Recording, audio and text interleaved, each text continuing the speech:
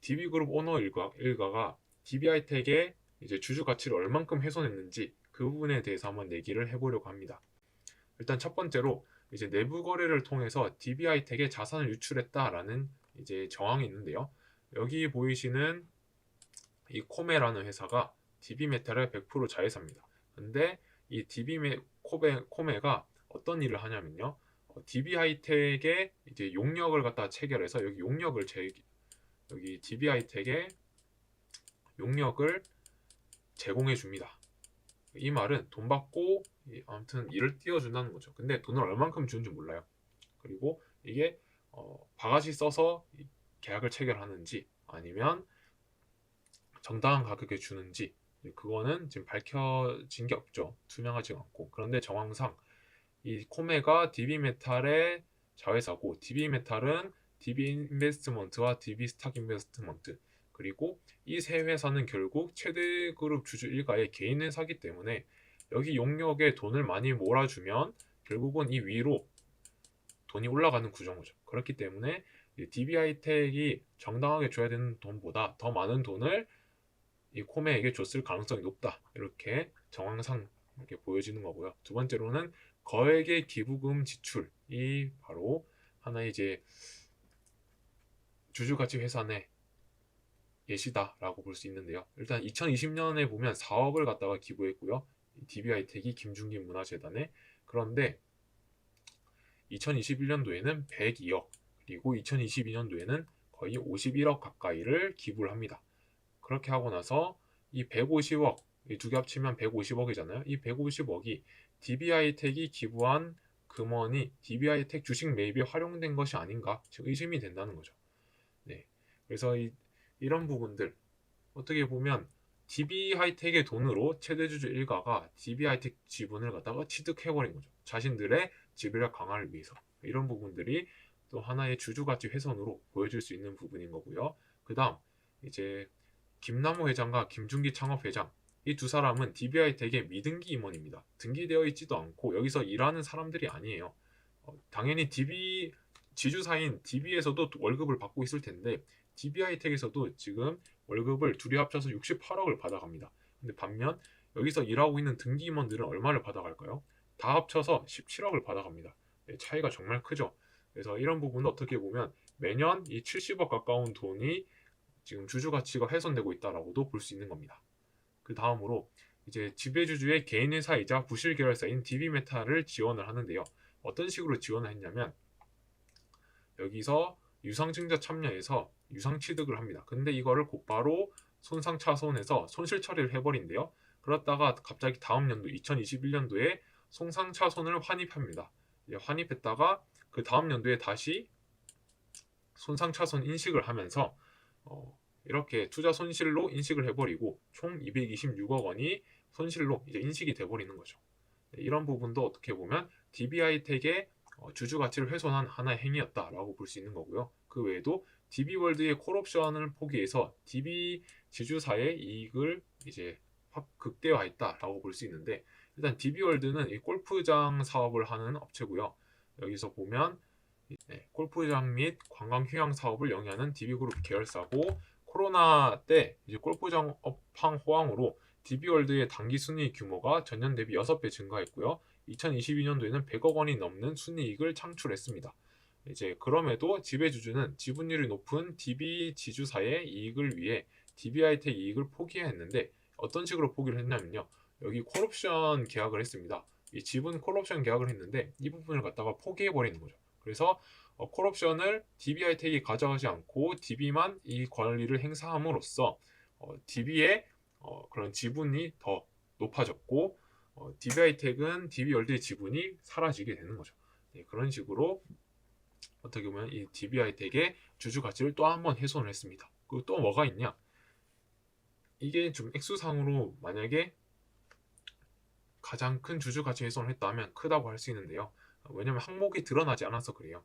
어떤 내용인지 한번 말씀드리면 일단 지급수수료가 있습니다. 이 지급수수료는 DB하이텍에게 있어서 정말 중요한 이유가 매년 총 비용의 10%를 차지하는 좀 큰 사이즈의 항목이기 때문이에요. 그런데 여기서 지급수수료가 판관비로 인식되는 게 일부고 그것보다 더 많은 금액이 판관비 외 금액인데 이 나머지 수수료가 어떤 식으로 지출이 되었는지 회계 처리되었는지 이게 알 수 없다는 겁니다. 그래서 주주 입장에서는 이게 뭐 빼돌린 건지 아니면 정당하게 썼는지 물음표라는 거죠. 이런 부분들이 지금 현재 상황이고 금액으로 따졌을 때 지금 지급 수수료가 판관비로 인식되는 게 184억이고 판관비 외로 인식되는 게 708억입니다. 그래서 이 부분에 지금 투명한 요구가 안 돼 있고 만약에 이게 전부 다 지배주주 일가의 뭐 이익을 위해서 사용이 되었다면 정말 큰 문제가 있는 거겠죠. 그리고 아래에서 조금 더 보면 이제 DB하이텍 특수관계자에 대한 지급 수수료, 네, 특수관계자에 대한 지급 수수료는 또 따른 거예요. 여기 보시면 총 892.99억인데 여기 똑같이 892.99억 있죠. 이거 말고 특수관계인 지급 수수료 그러니까 DB그룹 내에 있는 다른 계열사에게 지급한 수수료가 506억이라는 겁니다. 이 506억이 어느 정도의 어떤 항목으로 나갔는지 적정했는지 이런 부분이 검토가 필요하다는 거죠. 이게 뭐 DB 계열사에 그냥 바가지로 DB하이텍에 씌워서 그렇게 돈을 줬는지 지금 주주들은 알 수 없기 때문입니다. 만약 이것까지 훼손을 이것까지 만약에 빼돌린 거다라는 식으로 될 경우에는 정말 큰 금액이 DB하이텍의 단기 순이익을 깎아먹는 요소로 작용을 했다라고 생각할 수 있을 것 같아요. 그 외에도 상표권 이용료가 있는데요. 이 상표권은 보시는 것처럼 연간 매출액에서 연간 광고 선정비를 빼고요. 그리고 사용료율인 0.15%를 곱해서 지급하는 게 일반적입니다. 그런데 DB하이텍은 매출액이 증가하니까 상표권의 지급 수수료도 같이 증가하는 모습이었다라는 거죠. 그래서 2021년도에는 157억 원을 지급을 했는데 2022년도에는 204억을 이렇게 지급을 합니다. 이 부분에 대해서는 공정거래법 제47조 1항 특수관계인에 대한 부당한 이익 제공 금지 위반 가능성이 존재한다는 거예요. 그래서 이 부분도 사실 이런 상표권을 지급하는 게 그 상표를 달므로써 매출에 도움이 됐다라고 인식을 했을 때 주는 건데 사실 DB하이텍이 과연 DB라는 마크를 뗀다고 해서 그 매출이 줄어들까요? 저는 아니라고 생각을 하거든요. 사실 DB 상표권을 주지 않아도 저는 될 텐데 라고 생각을 하는 입장입니다. 그래서 어떻게 보면 이 204억도 저는 주주가치 훼손의 하나다라고 생각을 하는 거고요. 그렇게 해서 제가 이제 개인적으로 눈대중으로 이렇게 계산해 본 DB하이텍의 이제 이익 훼손 금액은 이 금액을 다 이제 합산을 하면요. 이제 1,046억에서 1,450억 제 뇌피셜 계산입니다. 그래서 너무 신뢰하지 마시고 여기 뭐 지급 수수료 전부 다 떼먹 쓸 리는 없잖아요. 뭐 하다못해 뭐 한 100억일 수도 있고 많은 뭐 500억일 수도 있고요. 여기도 지급 수수료가 뭐 적으면 뭐 한 50억 뭐 아니면 뭐 많으면 한 100억 뭐 200억 이렇게 될 수도 있겠죠. 그렇지만 맥스로 이제 잡았을 때는 한 1,400억 정도 될 수 있다는 겁니다. 그런데 DB하이텍의 총 당기순이익 2022년도 기준이고요. 이때 3,710억을 벌었습니다. 만약에 이 금액이 다 이익을 훼손한 돈이라면 이걸 합산하면 얼마가 될까요? 5천억 정도가 될 겁니다. 5천억 정도가 순이익이 되면 이거는 엄청나죠. 그런 면에서 봤을 때는 멀티플 PR이 더 낮아질 수도 있다라고 생각을 합니다. 뭐 이건 제가 너무 좀 과하게 잡은 면도 있다라고 생각하니까 참고하시면 좋을 것 같고요. 그런 면에서 이 DB하이텍의 주주 가치를 훼손하는 걸 갖다가 좋은 명분이 되었다라고 KCGI 입장에서는 되는 거고요.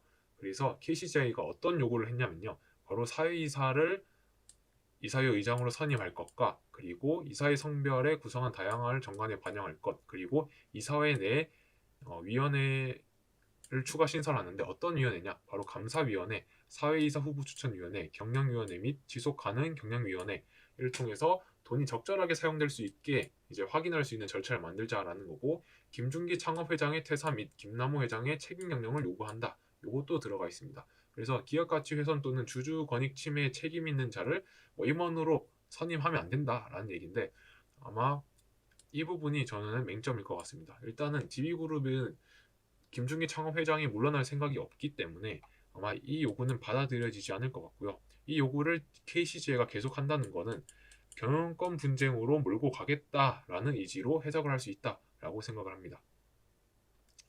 그리고 여기 내부 통제 강화도 계속 얘기를 하고 있는 부분이고요. 그래서 이후에 지금까지 이제 KCGI와 DBI텍에 대한 얘기를 했었고, 그럼 KCGI가 어떤 식으로 지금 현재 경영권 문의 흐름을 가져가고 있는지 얘기를 해보도록 하겠습니다. 일단 KCGI에서 DBI텍에 어느 정도 요구한 자료들이 있는데 이게 받아들여지지 않자 KCGI는 바로 회계장부 열람 및 이사회 의사록 열람 등사 가처분 신청을 제기합니다. 이걸 왜 했냐면 아까 판관비가 어떻게 쓰였는지 모르겠다 했잖아요. 이 회계장부를 열람하면 그걸 알 수 있거든요. 그렇기 때문에 이 부분을 갖다가 보기 위해서 신청을 제기했다라고 볼 수 있고요.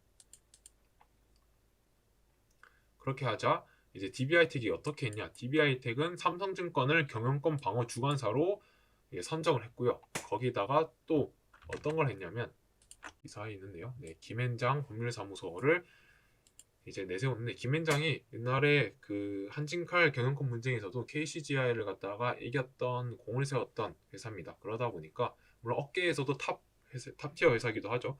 그래서 아마 이쪽을 갖다가 선택한 게 아닌가 생각을 하고요. 그래서 법적인 소송도 이제 병행하면서 지금 경영권 분쟁이 일어나고 있다 이렇게 생각할 수 있을 것 같습니다. 그리고 나서 KCGI랑 DBI텍이 최근 이제 만났는데요. 7월 5일인가 만났다고 했던 것 같아요. 7월 6일인가? 네, 7월 6일에 만났는데 어떤 얘기를 했냐면 지배구조 개선 및 주주가치 제고 등에 대한 논의를 했습니다. KCGI 측은 김준규 회장 퇴사 그리고 자사주 소각, 독립적인 이사회 구성들을 요구했고요. DBI텍 측은 김준기 창업 회장과 관련된 부분에 대해서는 논의할 사안이 아니다라고 못 박았다고 해요. 이 부분은 김종기 창업회장은 못 물러간다. 이제 그 얘기죠. 그렇다면 이거는 받아들여지지 않기 때문에 KCGI 입장에서는 DBI텍을 더 악덕 기업으로 몰아가면서 정당한 약간 정의의 사도처럼 이제 얘기를 하면서 경영권을 공격할 수 있는 명분이 생기는 게 아닌가 이렇게 저는 생각을 하고요. 그래서 이번에 뭐 향후에 계속 대면할 의지가 있었다. 계속 얘기를 할 의지가 있다라고 있는데 하다가 또 말이 안 통해지면 또 추가적으로 경영권 분쟁이 또 일어날 수도 있다라고 생각을 합니다.